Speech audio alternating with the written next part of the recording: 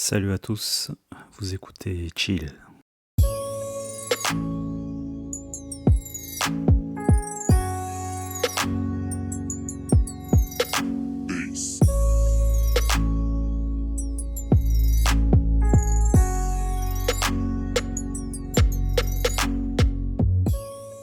Aujourd'hui, émission spéciale, comme toutes les émissions en fait. Mais c'est vrai, il faut se dire que chaque moment est spécial. Toujours rendre quelque chose d'ordinaire en quelque chose de spécial.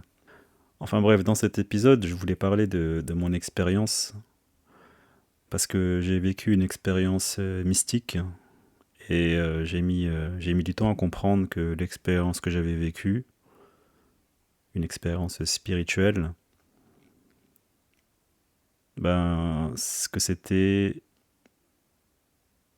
ça en fait l'élément déclencheur de tout ce qui m'est arrivé après. Voilà. C'est un truc dont je parle pas trop, parce que c'est toujours difficile en fait. Pour les gens qui ont aussi connu cette expérience, cette sorte de maturité, cette sorte de prise de conscience de soi-même, voilà, c'est toujours difficile à expliquer avec des mots.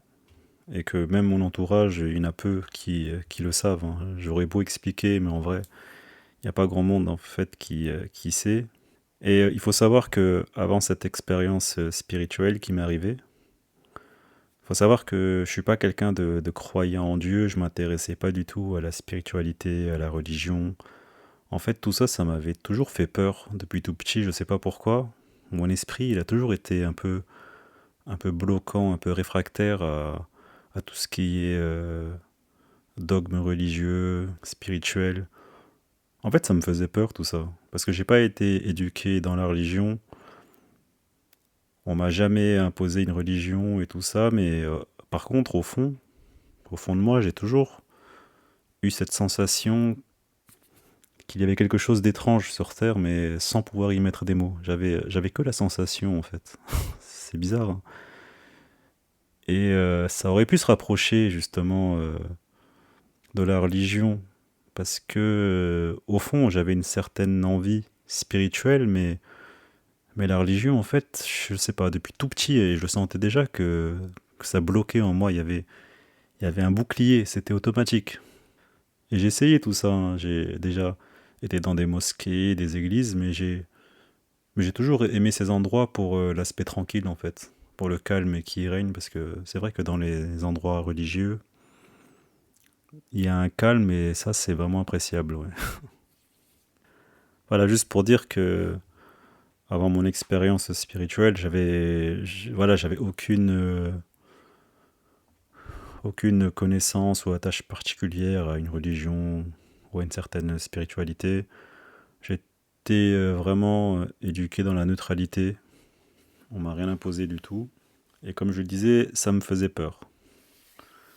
Et j'ai vécu la vie comme ça, sans religion, sans croire à rien. Mais encore une fois, j'avais toujours ce sentiment qu'il y avait quelque chose de plus grand sur Terre, mais que c'était pas un dieu représenté physiquement ou dans n'importe quelle illustration. Mais j'avais le sentiment quand même que il y avait un truc énorme sur Terre, en fait, dont on n'a pas la réponse, et qu'on n'aura jamais la réponse, et que c'est un mystère tellement mystérieux, que c'est ça qui fait la beauté de la vie, et qu'il n'y a pas à suivre le mystère. Enfin bref. Et j'ai vécu la vie classique, avec mes traumas, avec mes névroses, qui sont ordinaires dans notre société actuelle. J'ai fait des études, j'ai travaillé, j'ai été en couple, j'ai acheté. Voilà, j'ai vraiment suivi à la lettre le modèle. Mais sans y croire vraiment, parce que dans tout ça, comme pas mal de gens, j'ai été très malheureux. J'étais très malheureux de tout ça. Je sentais que c'était pas une vie pour moi, mais bon, il y a toujours cette résistance de se mentir à soi-même et de continuer dans cette voie. Alors j'ai fait. Je l'ai fait. Et c'était de la souffrance, hein, en réalité. C'était beaucoup de souffrance. Du coup, voilà. J'étais une personne qui souffrait beaucoup avant. qui se comprenait pas, qui ne comprenait pas ses émotions, qui était en colère, qui avait beaucoup de rancœur. Classique en fait, hein. On a tous des traumas en nous qui sont cachés jusqu'au jour où on découvre qu'on est comme ça et que c'est ça qui nous guidait depuis le début. Et j'étais cette personne en souffrance. Et en plus, je suis quelqu'un d'assez introverti, timide, qui n'osait pas trop. Donc, une personne dans son coin, quoi, voilà.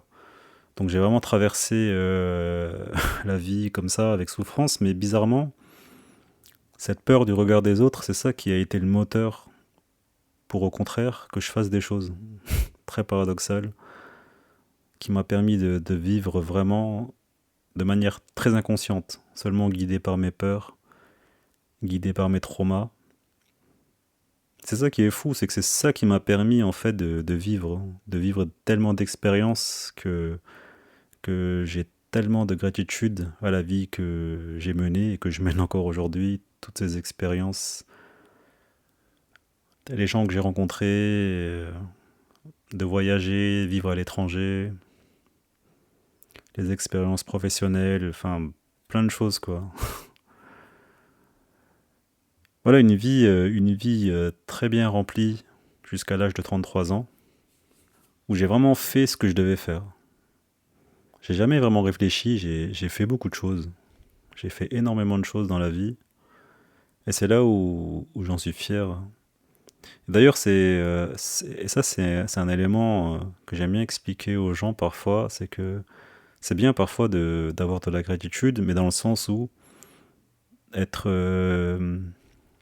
être fier de ce qu'on a appris, plutôt que de remercier ou d'espérer des choses.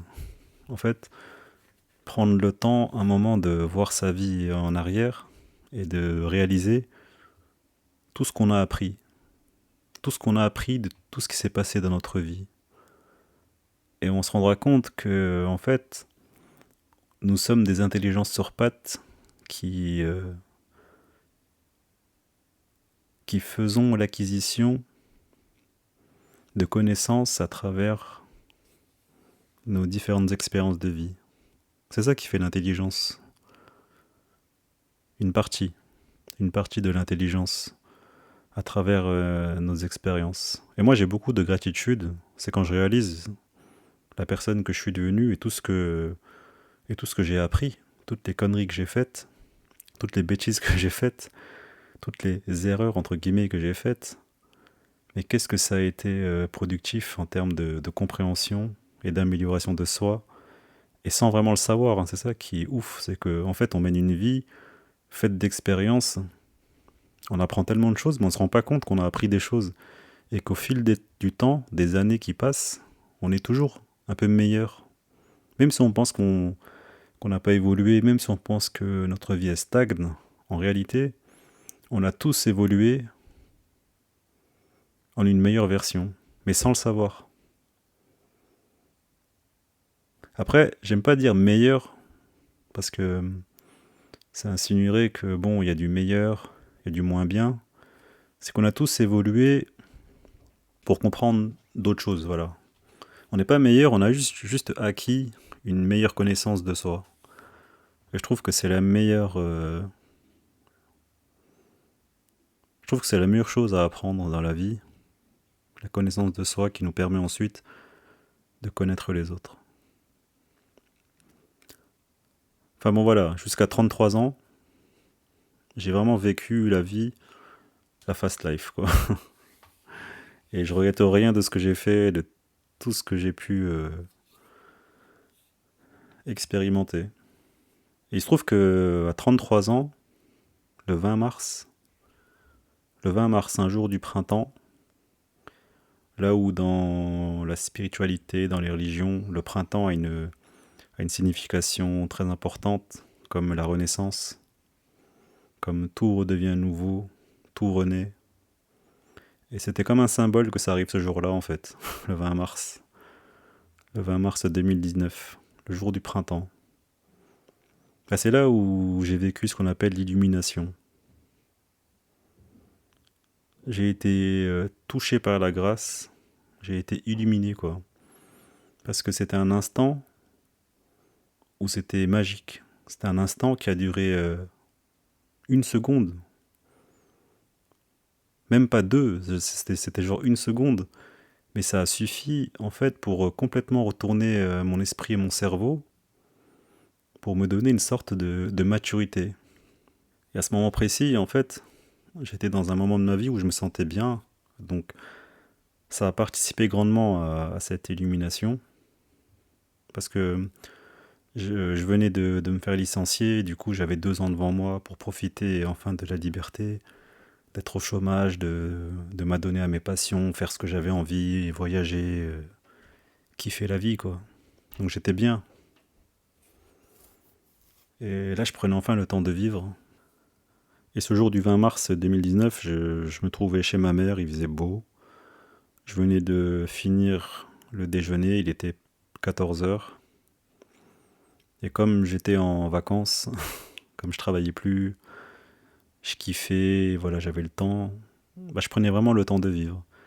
Et vers 14 heures, je me suis dit, allez, une bonne petite sieste après avoir mangé, c'est cool. Et je sais pas, je me sentais tellement bien parce que j'étais un peu vidé de tous les problèmes que j'avais quand je travaillais.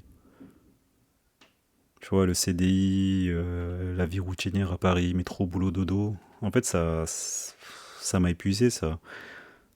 À un moment, ça me rendait fou, quoi. Et voilà, il se trouve que quand je me suis fait licencier, voilà, j'ai mené une vie tranquille et tout. Enfin bref. Et du coup, ce 20 mars 2019, donc au moment où je vais faire la sieste, je me sens hyper bien avec moi-même. Je sais pas, je me sens bien. C'était juste cool. Et là, je m'allonge, et je respire vraiment doucement, sans forcer. Je ressens tout mon corps, je me sens mais super bien, quoi. Mais je sais pas, je me sentais super bien. Et là, c'est comme si j'avais atteint, en fait, l'équilibre parfait entre le corps et l'esprit. Comme si j'avais atteint une sorte... je sais pas comment expliquer. Comme je l'avais dit, c'est toujours difficile à expliquer avec des mots. Mais c'est comme si mon corps et mon esprit ne faisaient qu'un et que j'avais atteint, l'espace de une seconde, l'équilibre parfait qu'on peut retrouver sur Terre, dans l'univers, dans où tu veux. Un équilibre parfait. Quand j'ai atteint ce point-là d'équilibre parfait, j'ai ressenti une énergie chaude et puissante qui a commencé à émerger en moi, dans tout mon corps, comme ça. C'était juste incroyable et ça a duré une seconde, hein. Mais c'était hyper rapide. C'était hyper rapide et là je me lève tout d'un coup, je sais pas, waouh, genre illuminé, quoi. Et je dis un truc, je dis, ouah, j'ai compris. Et je sais même pas pourquoi j'ai dit ça. Mais comme un symbole, tu vois, genre j'ai compris. J'avais compris, mais c'était un ressenti en fait que j'avais compris que la vérité c'était ça. Comme si j'avais compris que la vérité c'était ce petit fragment tellement minuscule de la lumière qui a jailli en moi, que ça a suffi pour que mon regard sur le monde change. Ça a suffi pour me donner une prise de conscience tellement importante, tellement grande, que j'étais devenu une autre personne. C'est comme si j'avais lâché l'ancien moi, celui qui a vécu de manière insouciante, inconsciente pendant 33 ans, et que genre, c'était le moment de passer à autre chose. Et moi, c'est ça que j'appelle la maturité. La maturité, parce qu'à ce moment-là, j'étais enfin capable de voir les choses différemment. Et tout me paraissait nouveau, tout me paraissait beau, tout me paraissait puissant, les couleurs à l'extérieur, le ciel bleu, les feuilles vertes sur les arbres, le soleil, tout me paraissait mais éclatant, tout me paraissait beau, c'était incroyable. J'avais un regard nouveau, comme un nouveau-né. Et je te le répète, en ayant vécu tout ça, encore une fois, moi j'ai jamais, je me suis jamais intéressé à la spiritualité, je me suis jamais intéressé à ces sujets, hein. Et tout d'un coup, je devenais quelqu'un d'entre guillemets spirituel. De là, ma vie a complètement changé. Tout a basculé. et ma perception, mes désirs, mes envies, tout changeait vers autre chose. Je comprenais le monde différemment, je comprenais les gens différemment, je percevais les gens différemment. J'étais capable de voir, et je suis encore capable de voir ce qu'il y a chez les gens. Je suis capable de ressentir leurs émotions. Je suis capable de capter en fait leurs intentions, le ton de leur voix. Ça m'a comme donné une sorte de super pouvoir. Mais après, c'est pas vraiment un pouvoir parce que ça, j'étais déjà capable de le faire. Parce qu'il faut savoir que j'ai passé ma vie à écouter les gens. Je sais pas pourquoi les gens se sont toujours confiés à moi, à me raconter leurs histoires, leurs problèmes. Et comme j'étais quelqu'un de timide, j'osais pas leur dire que tes histoires ne m'intéressent pas, tu vois. Et à force, toutes ces années écoulées, ça a développé en moi une oreille hyper consciente, une oreille qui est capable de vraiment comprendre et d'entendre et d'écouter une personne en fait. En fait, moi, je n'entends pas les sons, je comprends ce qu'il y a derrière les mots que les gens utilisent. Je comprends en fait le mensonge qu'il y a derrière tout de suite en fait. Et que dans chaque chose qu'on prononce, chaque parole, chaque phrase, en fait, il y a toujours un sous-entendu, il y a toujours une autre couche en dessous, en dessous, en dessous. C'est-à-dire qu'on se ment en permanence. Et moi le premier, hein, je suis le premier utilisateur de cet outil magnifique qu'est la langue. Parce que dès que je dis quelque chose, ben moi je me rends compte qu'en dessous de ce que je dis, il y a une autre pensée. Ça va encore plus profond que ça, tu vois. Et cette illumination que j'ai vécue, bah, ça a juste amplifié, ça a simplement développé en fait ce pouvoir entre guillemets, capable de capter les intentions, les émotions, le ton. Je suis capable de vraiment voir en les gens ce qui se passe.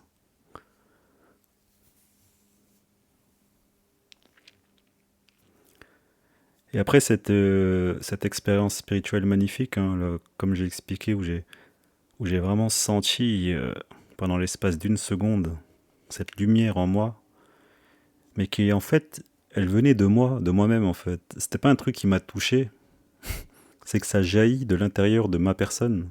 C'est que l'énergie, j'ai l'impression qu'elle se développait et qu'elle a juste jailli en fait. Et il faut croire qu'on a tous cette énergie puissante en nous, à condition que qu'on arrive en fait à créer un jour cet équilibre parfait. Parce que quand je dis équilibre parfait, c'était vraiment un équilibre parfait, quoi. Mais je l'ai même pas fait exprès, c'est juste qu'à à ce moment-là, ce jour-là, je me sentais hyper bien dans mon corps et dans mon esprit parce que j'étais libéré des contraintes de la vie. J'étais au chômage, j'avais du temps.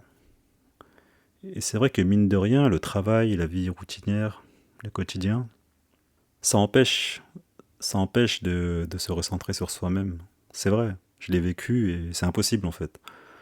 Dans ma vie routinière, j'ai jamais eu l'occasion de le faire. Même si j'avais l'occasion, je savais pas comment faire. Alors que là, la vie m'a un peu forcé à le faire en m'enlevant le poids du travail, du CDI, et en me laissant un moment seul face à moi-même. Et il faut croire que c'était peut-être mon destin, je sais pas, mais j'ai même pas fait exprès de trouver ce point d'équilibre parfait entre corps et mon esprit qui a permis de faire jaillir cette énergie puissante qui m'a illuminé. Parce que cette énergie à l'intérieur, c'est elle qui m'a illuminé dans ma vie et qui m'a rendu beaucoup plus mature, pardon. Et moi, quand je dis illumination, j'ai envie de dire que c'est plutôt de la maturité en fait. C'est peut-être ça, la maturité, de voir les choses sous un autre angle, avec un regard neuf, comme un gosse qui vient de naître, et de n'avoir aucun jugement sur ce qu'on regarde, juste de voir les choses comme elles sont. Ah oui, et il y a aussi un truc hyper, hyper fou, c'est que ce jour-là, quel âge j'avais? J'avais 33 ans. Donc comme je te l'ai dit, moi je croyais pas à l'époque aux synchronicités, enfin tous ces trucs qui s'emboîtent parfaitement comme si la vie nous expliquait que tout est parfait. Bah, de manière symbolique, oui, j'avais 33 ans et c'était un peu... c'était l'âge de Jésus. Je dis pas que je suis Jésus, hein, loin de là, mais voilà, il y avait beaucoup de symboles, quoi, que ça me soit arrivé le 20 mars 2019, à l'âge de 33 ans, et que j'étais allongé. Et c'est pour ça que quelques mois après, ben je crée mon podcast L'Art du Chill avec un gars qui est allongé parce que j'ai j'ai vécu l'illumination, j'ai vécu l'extase allongé. C'est ça qui est un truc de fou, sans rien faire. C'est pourquoi je prône le fait de ne rien faire, en fait, parce que tout arrive. Mais tout arrive parce qu'avant, dans ma vie inconsciente, j'ai fait beaucoup de choses. Et que peut-être que c'était l'heure pour moi de passer à autre chose. L'heure pour moi d'expérimenter la vie autrement, de la voir autrement, de vivre les choses différemment. Et que rien ne change vraiment. On change simplement de point de vue sur les choses. C'était ça que j'ai compris. Et voilà, et quand j'ai eu l'illumination... Ah oui, c'est là que j'ai compris que j'ai fait peut-être une Eckhart Tolle. Eckhart Tolle, le maître spirituel, qui lui aussi, quand il explique comment il a eu l'éveil spirituel, bah, quand j'ai lu son histoire, je me suis dit, attends, mais mon histoire, elle est pareille en fait. J'étais souffrant, malheureux comme lui, et un jour où on s'y attend pas, il y a la lumière qui vient en nous pour nous faire comprendre que ça y est, la souffrance, tu peux la faire disparaître, et qu'il est temps de passer à autre chose.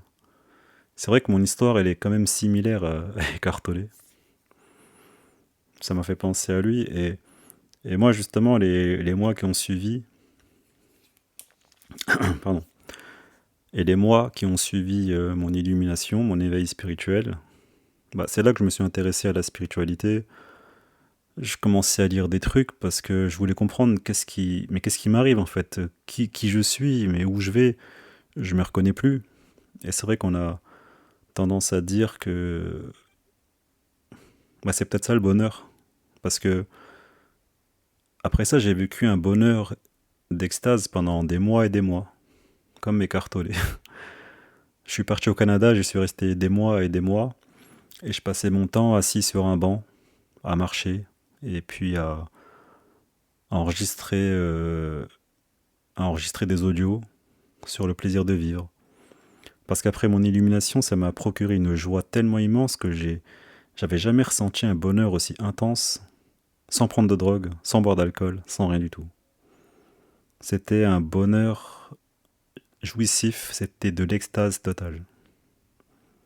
Ça m'a rendu heureux pendant quelques mois, c'était un truc de fou.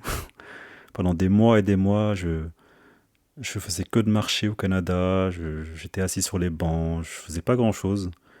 Et je passais mon temps à m'enregistrer, comme si j'étais destiné aussi à créer un podcast. Voilà, je voulais juste parler du plaisir de vivre, parler du plaisir d'être sur Terre parce que ça en vaut la peine.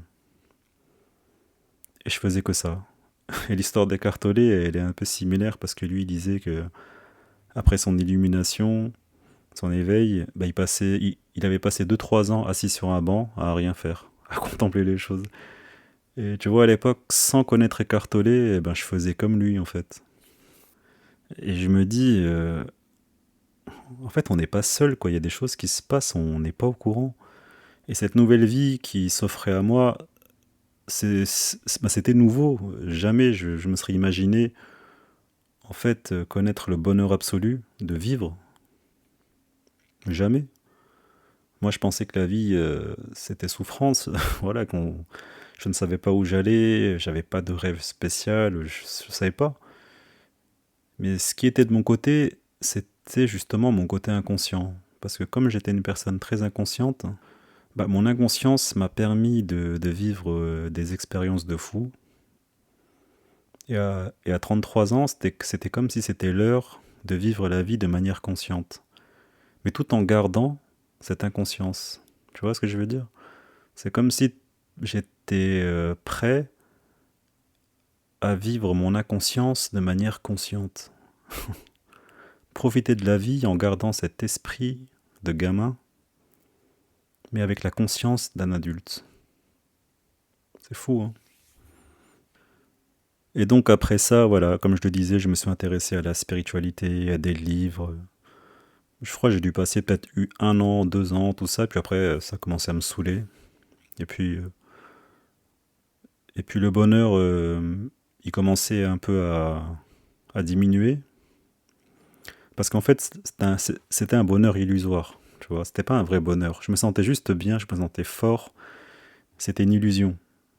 En fait, ça avait juste réveillé mon ego, parce qu'il faut croire que je manquais d'ego, et que l'ego, c'est pas quelque chose de mauvais. Tu vois, ça fait partie de ton autre face, de l'autre aspect de ta personne.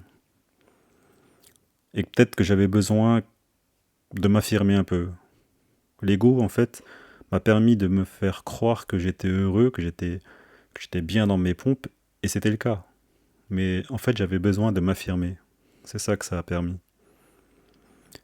Et donc ça, c'était en 2019, 2020, et puis après 2 ans, 3 ans, là on est en 2022, petit à petit, bah, j'ai commencé à moins ressentir ce bonheur d'extase, parce que c'était une illusion, parce que le bonheur, c'est pas, ça peut pas durer. Sinon, tu vois, si j'étais comme ça tout le temps, le bonheur d'extase, mais je pense que j'en mourrais en fait, tu vois. C'est pas possible de vivre autant heureux. Et petit à petit, ça a diminué pour laisser place à une sorte de paix, de quiétude, tu vois. Je ressens pas d'extase, mais je ressens pas la peur. C'est c'est un juste milieu. Et aujourd'hui, je me sers de ça parce que j'ai compris que cette énergie, je suis capable de la maîtriser, je suis capable de faire des choses avec, je suis capable d'affronter des choses, j'ai pas peur de me mouiller, de me salir les mains. Et c'est en ça que c'est important, finalement, c'est que un éveil spirituel, une illumination, ça, en fait, ça peut arriver à tout le monde.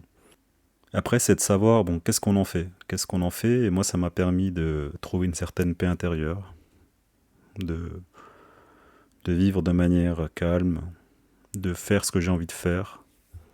Et ça me donne l'énergie et la force de me battre pour ce qui est important pour moi. Et ça a complètement changé de ma vie. C'est vrai, quand je regarde, il s'est écoulé quoi, 3 ans? Il s'est écoulé 3 ans depuis mon éveil, depuis mon illumination. Mais je vois tout le chemin parcouru. C'est qu'à chaque fois, en fait, ça me permettait de... Ça me permet encore, hein, de prendre conscience de tout ce qui s'est passé dans le passé, durant ces 3 dernières années, juste après mon éveil. Et à chaque fois, je me dis, mais à chaque fois, je comprends des choses. Mais chaque fois, je comprends des choses. Et je me dis que je suis toujours plus conscient la veille. Tu vois, quand je regarde il y a une semaine, bah, je me dis, putain, mais j'étais endormi. Et j'ai l'impression que ça ne s'arrête jamais. Après un éveil, après une illumination, bah, c'est de l'apprentissage au quotidien. Tu es conscient de ce que tu fais et ça te permet d'être conscient de ce que tu apprends. C'est un truc de fou.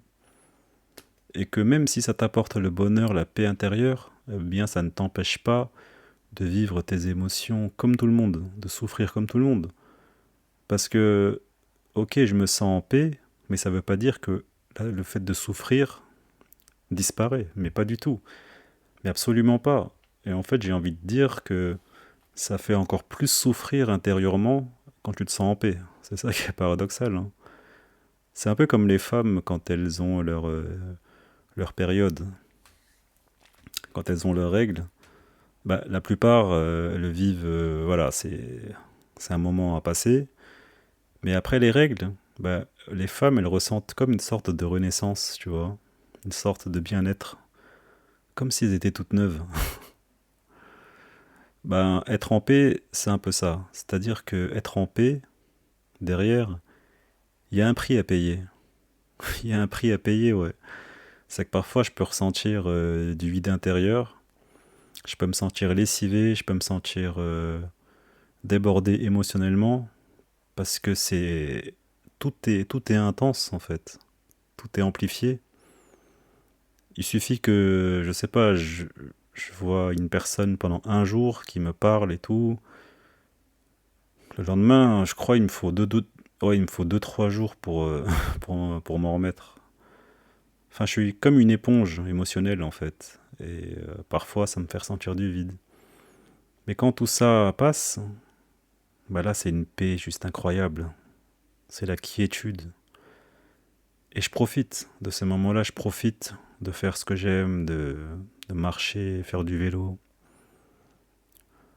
En fait, l'illumination, j'ai l'impression que dans cette époque très axée New Age, on cherche cette illumination, cet éveil, parce qu'on croit que après c'est le bonheur. Et moi, je parle de mon expérience personnelle qui ait vécu ça. Bah, c'est pas ça en fait. Quand t'as l'éveil ou l'illumination, c'est juste un outil que la vie te donne.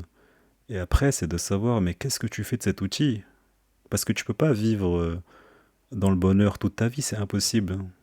Et moi, limite, j'ai envie de te dire, moi, j'ai besoin que dans ma vie, il y ait du malheur. Parce que dans le malheur, en 36 ans de vie, j'ai toujours compris une leçon, en fait, dans chaque malheur qui m'est arrivé. Et je crois que j'en ai besoin, en fait, tu vois. J'ai besoin de malheur comme du bonheur pour trouver un équilibre que je ne trouverai jamais. Tu vois. En fait, c'est de la subtilité, l'éveil spirituel. Et je crois que dans notre société, c'est vraiment surfait, cette recherche perpétuelle du bonheur, le business du bonheur. Parce qu'en fait, il faut le vivre. Bon, après, moi, ça m'est arrivé, ça m'est arrivé. J'ai rien demandé pour ça, parce que je savais pas que ça existait, en fait. D'être, euh, d'être quelqu'un qui est capable de ressentir la paix intérieure. Et moi, j'en suis capable. J'en suis capable parce que j'accepte aussi de souffrir. Et que la vie, elle est faite de souffrance, parfois. C'est inéluctable. Et comme je le disais, c'est simplement un outil et rien d'autre. Mais bon, pour rien au monde, je reviendrai à l'ancien moi. C'est ça qui est incroyable. C'est que cette illumination, c'est comme une information que l'univers ou la vie m'a donnée. Elle m'a juste touché, et c'est tout. Et ensuite, débrouille-toi, mais cette information, elle reste ancrée à jamais. Et quand tu as l'information, quand tu sais, tu ne peux pas redevenir la personne que tu étais avant. C'est impossible. Et tu n'y arrives pas en fait. Tu n'y arrives pas parce que cette information, elle t'ouvre les portes de la possibilité. Elle t'ouvre les portes de l'infini. Elle t'ouvre les portes de tout ce que tu veux en fait. Ça ira toujours dans ton sens. L'illumination, l'éveil spirituel, moi j'associe ça à un trésor. De manière philosophique, métaphorique, c'est un trésor que je suis prêt à défendre. Je suis prêt à défendre. C'est juste conserver mon bien-être. C'est ce que ça m'a apporté, l'illumination. Voilà, waouh, j'ai beaucoup parlé. Bon, j'espère que voilà, ça, ça vous a plu. C'était juste un témoignage en fait de ce que on appelle un éveil spirituel, une illumination, et tout ce que ça m'a apporté et comment je le vis aujourd'hui. C'est vrai que c'est pas tous les jours facile, mais le jour où c'est facile, eh ben c'est juste un kiff. Voilà. Et c'est ce qui rend humain en fait. En fait, l'illumination, ça te rend juste humain, c'est tout. Ça te rend pas heureux, ça te rend pas malheureux, ça te rend humain. Ça te rend humain dans tous les aspects possibles qu'un humain peut être et peut avoir. Point. C'est juste ça. Et voilà, et c'est de ça qu'est né mon podcast. C'est de ça qu'est née ma philosophie du chill. Le chill, c'est juste un mot. C'est juste un mot pour expliquer, mais ça n'expliquera jamais, en fait, réellement à 100% ce que j'ai vécu quand j'ai vécu cet éveil, que c'était juste incroyable. Le chill, c'est juste vivre. Donc les amis, je vous dis à la prochaine. Portez-vous bien, chillez bien, prenez bien le temps de vivre. Il n'y a pas de course. Et à la prochaine. Allez, salut. The dreams.